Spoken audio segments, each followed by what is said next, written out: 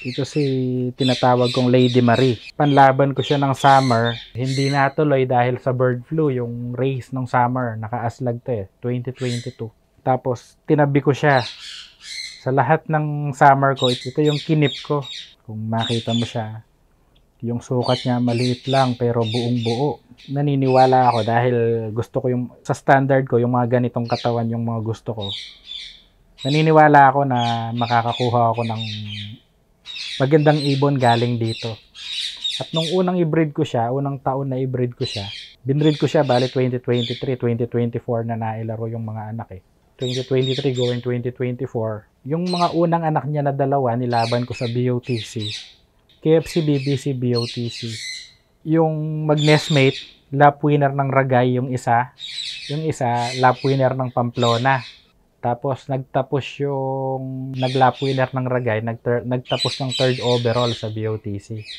Tapos nitong recent sa COSA at CFL, Katbalogan Lap, yung anak pa rin nito na same parent nung mga lap winner ng Ragay at saka Pamplona, nag-lap winner naman ng Katbalogan, COSA at saka CFL. Then yung isa, kapatid din nun na naka-COSA at saka CFL, nakauwi rin ng Maasin Leyte. Kaya lang tinanggalan na siya ng ring. Pero nakauwi pa rin. Bali sir, pagka umaga, ang binibigay namin sa lahat ng flyers natin is yung nutrition pellet ng Victory product. Ito kasi sir, dahil pellet, madali nilang ma-digest. Maganda rin sir kasi kahit konti lang ang ibigay natin is okay na. Kami kasi hindi namin binubusog sir ng umaga talaga kasi minsan parang pag nasosobrahan ng pagkain is tamad sila sir. Pag nabusog ayaw lumipad. Tsaka pag hapon, medyo hindi sila ganon kalakas kumain. Ang malakas talagang pagkain nila sir is yung hapon. Pag umaga, ganyan lang. Parang light meal lang. Actually sir, all year round to sa akin Dahil nga, syempre, ang talagang is main natin is yung health ng ibon.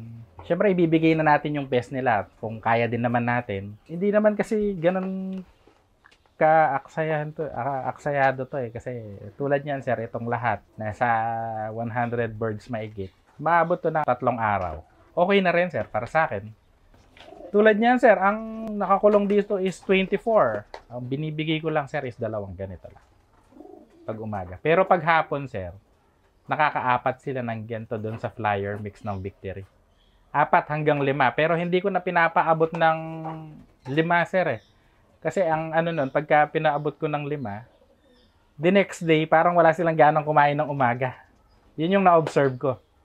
Sa observation ko, sir, yung sinasabi ko kanina na pagka makinis na sila, hindi na sila ganon ka sa pagkain. Ito, sir, tingnan mo. Ito. Nasa molting stage sila. Pero kung makita mo yung aggressiveness nila sa pagkain, hindi tulad nung nasa kabila, yung mga tapos na. Yung sa kabila, mga pakeme-keme na lang Pero ito, talagang nagpapakamatay sa pagkain Kasi, siguro dahil kailangan ng katawan talaga nila yan dahil nagmumolt nga sila. Yung sustansyang kailangan, tsaka yung pagkain. Kaya talagang, para sa akin, ang pinaka-critical stage ng kalapate is yung molting niya. Doon siya dapat alagaan talaga. Alagaan in a way na mas bigyan ng attention para mailabas yung pinakamagandang quality ng balahibo.